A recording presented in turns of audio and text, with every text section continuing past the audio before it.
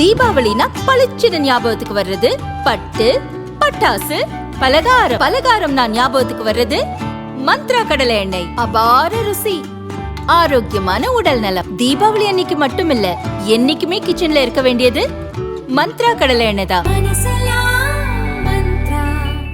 Welcome to Ratna Fan House Sparkling New Year Sale. December 31 முதல் ஜனவரி 4 வரை 5 நாட்களுக்கு மட்டுமே. Sparkling New Year Sale. Ratna Fan House, Rajabathar street, T நகர்.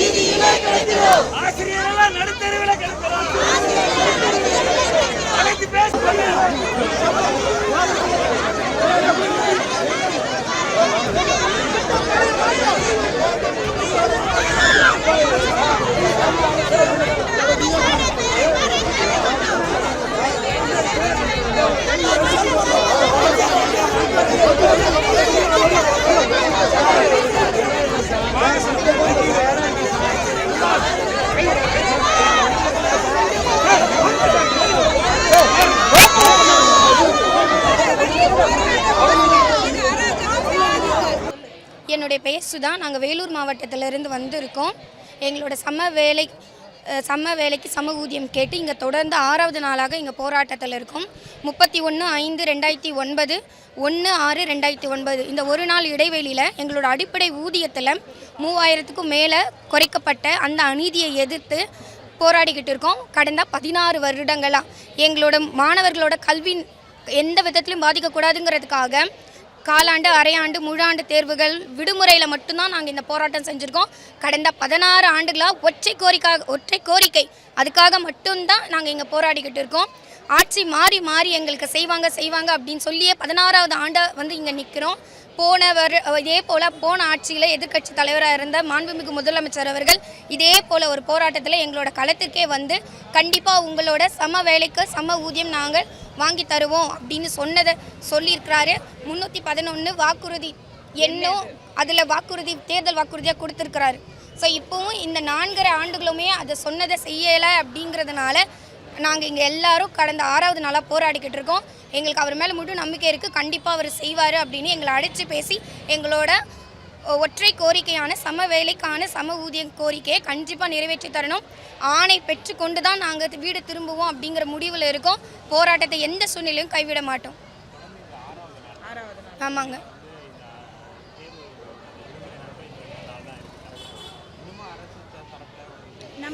நம்பிக்கையோடு இருக்கும் sir. கண்டிப்பா அவங்க செய்வாங்க அப்படிங்கிறது, அவங்க கண்டிப்பா எங்களுக்கு செய்வாங்க அப்படிங்கிற ஆணை இல்லாம இந்த முறை போறதில்லைன்னு முடிவு சரி. இந்த வாட்டி ஏன்னா ஒவ்வொரு வாட்டியுமே என்ன பண்ணுவாங்கன்னா, முன்னாடி நாள் வந்து மல்லி திறக்க போகுது அப்படின்னா முன்னாடி நாள் நைட் எங்களை கூப்பிட்டு ஒரு பேசி நாங்கள் ஒரு குழு அமைச்சிருக்கோம். அந்த குழுவோட பதில நாங்கள் உங்களுக்கு கொடுத்துருவோம், நீங்கள் கலைஞ்சி போங்கன்னு சொல்லுவாங்க. 16 ஆண்டு காலமும் நாங்கள் எந்த வகையிலும் இது மாதிரி மறியல் போராட்டம் செய்தது கிடையாது. உண்ணாவிரத போராட்டம் மட்டுமே தான் நாங்கள் மேற்கொண்டு இருக்கிறோம். 10 நாளானும் சரி, 9 நாளானும் சரி, இந்த விடுமுறையில் உண்ணாவிரத போராட்டம் மேற்கொள்வோம். கடைசி நாள் எங்களை கூப்பிட்டு என்ன பண்ணுவாங்கன்னா, உங்களுக்கு நாங்கள் கண்டிப்பாக 3 மாதத்துக்குள்ள 2022 டிசம்பர் மாதம் 31ஆம் தேதி கூப்பிட்டு எங்களுக்கு நாங்கள் குழு அமைச்சிருக்கோம். 3 மாதத்தில் உங்களுக்கு அதை முடிச்சு தருவோன்று சொல்லி அமைச்சாங்க. அதை நம்பி தான் நாங்கள் பள்ளிக்கு திரும்பி சென்றோம். திருப்பி 2 வருடம் ஆயிடுச்சு. நடுவுலையும் நாங்கள் 2-3 வாட்டி உண்ணாவிரத போராட்டத்தை அனௌன்ஸ் பண்ணியிருந்தோம். நாங்கள் மாவட்ட தலைநகரங்களில் மறியலும் பண்ணிட்டு இருந்தோம். அதையும் எங்களுக்கு வந்து இன்னும் குழுவோட பதில் வரலன்னு சொல்லிட்டு இருக்காரு. இப்போவும் இன்னும் மற்ற சங்கங்களிடம் நாங்கள் வந்து கலந்து பேசணும், எங்களுக்கு நேரம் கொடுன்னு கேட்டால் இந்த வாட்டி கண்டிப்பாக கொடுக்க முடியாது. இந்த வாட்டி ஆணை எங்களுக்கு கண்டிப்பாக வேணும். நாங்கள் பள்ளிக்கு செல்ல மாட்டோம். விடுமுறை முடிந்து பள்ளி திறந்தால் கூட ஆணையின்றி நாங்கள் செல்ல மாட்டோம். முதல்வர் ஐயா, தயவு செய்து உங்கள் பிள்ளைகள் நாங்கள் உங்கள் இந்த பேட்டியை பார்த்தாவது எங்ககிட்ட வந்து பேசி இந்த ஆணையை கொடுக்கும்படி கேட்டுக்கொள்கிறோம்.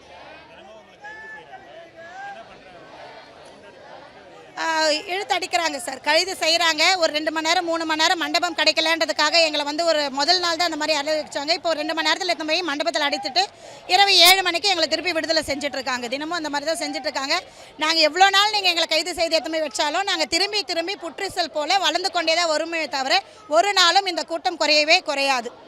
Okay sir. 6வது நாள் இப்போ இன்னும் கூட்டம் அதிகமாகவே இருக்குங்க சார். அதிகமாக இருக்குது. இது அதிகமாகிட்டு தான் போகும். இன்னும் நாங்கள் முதல்வர் மேலே நம்பிக்கை வச்சுட்டு இருக்கோம். முதல்வர் ஐயா எங்களுக்கு கண்டிப்பாக செய்வார். ஏன்னா அவருடைய பிள்ளைகள் நாங்கள் அவரே சொல்லிட்டு இருக்காரு. நம்மளுடைய அன்பில் மகேஷ் ஐயா அவர்களும் எங்களுடைய குடும்ப உறுப்பினர் அப்படின்றத அவர் திருப்பி எங்களுக்கு சொல்லிட்டு இருக்காரு. நாங்கள் செய்யாமல் வேற யாரும் உங்களுக்கு செய்ய மாட்டோன்ற நம்பிக்கையை எங்களுக்கு கொடுத்துருக்காரு. நாங்கள் அவர் மேலே முழு நம்பிக்கை வச்சுட்டு இருக்கோம். அதனால எங்களுக்கு கண்டிப்பாக இந்த ஆணையை இன்னைக்கு இரவு தருவாருன்ற நம்பிக்கையோடு இங்கே நாங்கள் இங்கே உட்காந்துட்டு இருக்கோம். ஓகே. என்னுடைய பெயர் முகேஷ் ரேணு, திருவண்ணாமலை. அதாவது இடைநிலை ஆசிரியர்கள் SST இயக்கத்தின் மூலமாக கடந்த 16 ஆண்டு காலமாக சம வேலைக்கு சம ஊதியம் எனும் சமூக நீதி கோரிக்கையை கேட்டுக்கொண்டு நாங்கள் போராடி கொண்டு வருகிறோம். அதாவது ஒரே ஒரு நாள் அடிப்படையில் 8170 ரூபாய் இருந்த ஊதியத்தை 5200ஆக 6வது ஊதிய குழுவில் தமிழ்நாட்டில் மட்டும்தான் இப்படி குறைக்கப்பட்டது. இந்தியாவிலேயே வேறு எந்த மாநிலத்திலும் அடிப்படையாக தொடக்கப்பள்ளி ஆசிரியர்களுக்கு இவ்வளவு ஊதியம் குறைவாக இருப்பது எங்கேயுமே இல்லை. இந்த நிலை நாம் சொல்லுவோம், தமிழ்நாடு எப்போதுமே வந்து கல்வியில் முன்னோடி. ஆனால் எங்களுக்கு, அதாவது கிராமப்புறத்திலே ஏழை மாணவர்களுக்கு கல்வி கற்பிக்கக்கூடிய எங்களுக்கு இந்த அளவிற்கு குறைவாக கொடுக்கக்கூடிய ஊதியத்தை எங்களால் ஏற்றுக்கொள்ள முடியவில்லை. பள்ளியிலே உளவியல் காரணங்களோடு குழந்தைகளோடு நாங்கள் உட்காரும்போது சமூக நீதியை கற்பிக்கும் போது, உதாரணத்திற்கு பசுவுக்கு கிடைத்த நீதி பாடத்தை நடத்தும் போது பசுவுக்கு கிடைத்த நீதியிலே நாங்கள் உணர்வுபூர்வமாக பாடம் நடத்துவோம். ஆனால் எங்களுக்கே சம நீதி இல்லை, சம சம்பளம் இல்லை என்ற ஒரு வருத்தத்தை நாங்கள் எப்படி தெரிவிப்பது? கடந்த 16 ஆண்டுகளாக போராடி கொண்டு வருகிறோம். ஆட்சிகள் மாறினாலும் காட்சிகள் மாறாத ஒரு நிலையில் எங்களுடைய சம்பளம் அப்படியே இருக்கின்றது. இந்தியாவிலேயே பீகார், ஜார்க்கண்ட், உத்தரப்பிரதேசம் இது போன்ற மாநிலங்களில் இல்லாத அளவிற்கான மிக மிக மிக குறைந்த ஊதியம் நம்முடைய தமிழ்நாட்டில் வழங்கப்படுவது ஏற்றுக்கொள்ளவே முடியாது. கடந்த ஆட்சி காலங்களில் நாங்கள் போராடிய போது இப்போதைய மாண்புமிகு முதலமைச்சர் ஐயா அவர்கள் எங்கள் போராட்ட களத்திற்கு வருகை தந்து உங்களது கோரிக்கை நிச்சயமாக நிறைவேற்றப்படும், கழக ஆட்சி அமையட்டும், காத்திருங்கள் என்று சொன்னார். ஆனால் கழக ஆட்சி அமைந்தும் 4.5 ஆண்டுகள் நாங்கள் காத்திருந்தோம். மெதுவாக அவ்வப்போது நாங்கள் ஆர்ப்பாட்டம் செய்து கொண்டிருந்தோம். ஆனாலும் எங்கள் கோரிக்கை இன்னும் நிறைவேறவில்லை. ஆகவே நாங்கள் இன்று வீதிக்கு வர வேண்டிய சூழல் வந்துவிட்டது. அண்ணா பிறந்த மண்ணிலே அண்ணா அவருடைய கருத்து என்ன? ஆசிரியர்கள் ஏங்கினால் வகுப்பறைகள் தேங்கும் என்று உன்னத கருத்தை கூறினார். ஆனால் ஆசிரியர்கள் நாங்கள் ஏங்கி இங்கே நடுத்தருவில் தேங்கி இருக்கின்றோம். ஆகவே மாண்புமிகு தமிழ்நாடு அரசு அவர்களே, என்னுடைய கோரிக்கையை நிறைவேற்றுங்கள். பள்ளி மாணவர்களுக்கு அறிவையும் ஒழுக்கத்தையும் இன்ன பிற அனைத்து கற்பிக்கக்கூடிய எங்களுக்கு அடிப்படை ஊதியத்தை மிகச் சரியாக சமமாக சமூக நீதியாக வழங்குங்கள் என்று எங்கள் 22,000 பேர் சார்பாக பணிவோடும் மரியாதையோடும் அன்போடும் கேட்டுக்கொள்கிறோம். நிச்சயமாக நிறைவேற்ற நம்புகிறோம். இல்லையெனில் நிச்சயமாக எங்கள் போராட்டம் முடியாது, தொடரும் தொடரும் தொடரும். நன்றி.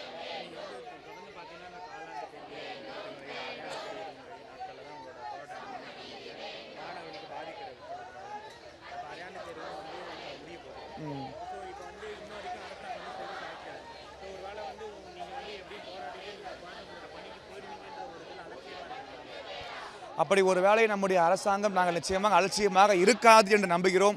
ஏனென்று சொன்னால் நம்முடைய மாண்புமிகு அமைச்சர் அண்ணன் அன்பில் மகேஷ் அவர்கள் சொல்லுவார், எங்கள் ஆசிரியர்கள் எங்கள் குடும்பத்தில் ஒருவர் என்று சொல்லுவார். ஆகவே அவருடைய குடும்பத்தில் ஒருவராக நாங்கள் எங்கள் மூத்த அண்ணனாக நாங்கள் அண்ணன் அன்பில் அவர்களை பார்க்கிறோம். ஒரு வேளை அரையாண்டு தேர்வு முடிந்தால் நாங்கள் பள்ளிக்கு செல்வோம், எங்களுடைய போராட்டத்தை புறக்கணிப்போம் என்று நினைக்காதீர்கள். தயவு செய்து எங்களுடைய கோரிக்கை நிறைவேறும் வரை நிச்சயமாக எங்கள் போராட்டம் தொடரும் என்று எங்களுடைய மாநில தலைமை அறிவித்துள்ளார்கள். ஆகவே எங்கள் மாநில தலைமை என்ன அறிவித்தாலும் அதனை அப்படியே நாங்கள் செய்வோம். நிச்சயமாக இம்முறை எல்லா முறையும் நாங்கள் விடுமுறையில் தான் செய்வோம். ஆனால் இம்முறை எங்கள் கோரிக்கையை வெல்ல வேண்டும், என் சமூக நீதியை நாங்கள் அடைய வேண்டும் என்பதற்காக விடுமுறையை கடந்து பள்ளி நாட்களிலும் நாங்கள் நிச்சயமாக எங்கள் போராட்டத்தை தொடருவோம் என்று தெரிவித்துக் கொள்கிறோம்.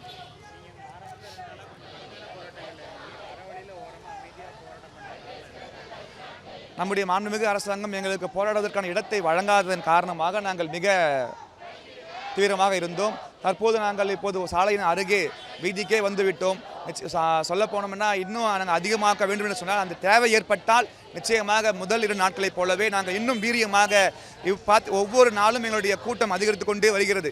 எங்கள் சகோதர சகோதரிகள் அனைவரும் எங்கள் போராட்டத்தை பார்க்கின்றார்கள். பார்த்து நாமும் சென்று கலந்து கொள்ள வேண்டும் என்கிற உணர்வோடு உடலியல் காரணங்களையும் இன்ன பிற தவிர்த்து விட்டு வந்து கொண்டிருக்கின்றார்கள். ஆகவே நாங்கள் வரும் காலங்களில் இன்னும் தீவிரமாகவும் நாங்கள் செல்ல தயார். ஏனென்றால் எங்கள் கோரிக்கையில் நியாயம் உள்ளது, சமூக நீதி உள்ளது. ஆகவே நாங்கள் நம்பிக்கையோடு இருக்கின்றோம். நாங்கள் 6வது நாளாக இடைநிலை ஆசிரியர்களுக்கு சம வேலைக்கு சம ஊதியம் வழங்க வேண்டி நாங்கள் போராட்டத்தை நடத்தி வருகிறோம். இன்றைக்கு பேச்சுவார்த்தைன்னு காலையில் கூட்டிகிட்டு போனாங்க. ஆனால் இன்ன வரையில் எதுவும் பேச்சுவார்த்தை நடக்கலை. இன்னும் அவங்களுக்கான நேரம் கிடைக்கல அப்படின்னு சொல்லியிருக்காங்க. 6 நாளாக நாங்கள் போராடிக்கிட்டு இருக்க போயும் அவங்களுக்கு நேரம் இல்லாமல் எங்களுக்கு நேரம் ஒதுக்க முடியாமல் இருக்காங்கன்னா நாங்கள் இவ்வளோ நாளும் நாங்கள் தொடர்ந்து அரசுக்கு முழு ஒத்துழைப்பை கொடுத்துக்கிட்டு இருக்கோம். இனி எங்களை அவங்க கொன்று கூட போடட்டும், அடித்து கூட போடட்டும், என்னமோ செய்யட்டும், எங்களுடைய ஒத்துழைப்பு இனி இருக்காது. நாங்கள் தொடர்ந்து போராட்ட களத்தில் நிற்க போகிறோம். இது போராட்டத்தை தீவிரப்படுத்துறதுக்கான முயற்சி தான். இது அசட்டை செய்கிறாங்க, அரசு இது அசட்டை செய்கிறாங்க. எங்கள் போராட்டத்தை நாங்கள் இன்னும் தீவிரப்படுத்த போகிறோம். இதற்கு மேலே எங்களுக்கு வேறு வழியும் தெரியலை. தொடர்ந்து ஒவ்வொரு முறையும் இப்படியே அசட்டை செய்கிறாங்கன்னா நாங்கள் அடுத்த கட்டம் போராட்டத்தை வலிமைப்படுத்துவதற்கான முயற்சிகளை தான் நாங்கள் எடுக்க போகிறோம். ஏன்னா இத்தனை நாள் நாங்கள் அகிம்சை வழியில் அறவழியில் காவல்துறைக்கு ஒத்துழைப்பு கொடுத்து நாங்கள் போராட்டம் நடத்துகிறோம், அகிம்சை வழியில் போராட்டம் நடத்துகிறோம். ஆனாலும் அரசு தொடர்ந்து இதை அசட்டை செய்கிறாங்க, அதிகாரிகளை அசட்டை செய்கிறாங்க. அப்படின்றப்ப எங்களுக்கு இதுக்கு மேலே எந்த ஒரு வழியும் தெரியல. எங்களை கைது செஞ்சு காவல்துறையினர் அள்ளி கொண்டு போய் போடட்டும், நாங்கள் போராட்டத்தை தொடர்றோம். பேச்சுவார்த்தைன்னு சொன்னாங்க, ஆனால் இதுவரையிலும் எந்த பேச்சுவார்த்தையும் நடக்கலை. இன்னும் நேரம் கிடைக்கல. அவங்க இப்போ காவல்துறையோடைய தலைமை அலுவலகத்துக்கு கூப்பிட்டு போனாங்க. நேரம் கேட்டுட்டு கூப்பிட்றோன்னு இருக்காங்க. நாங்கள் கிளம்பி வந்துட்டோம். பேச்சுவார்த்தை எதுவும் நடக்கலை. எங்களுக்கு இனிமேல் அவங்க என்ன வேணாலும் செஞ்சுக்கிட்டோம். நாங்கள் தொடர்ந்து போராட்டத்தில் இருப்போம்.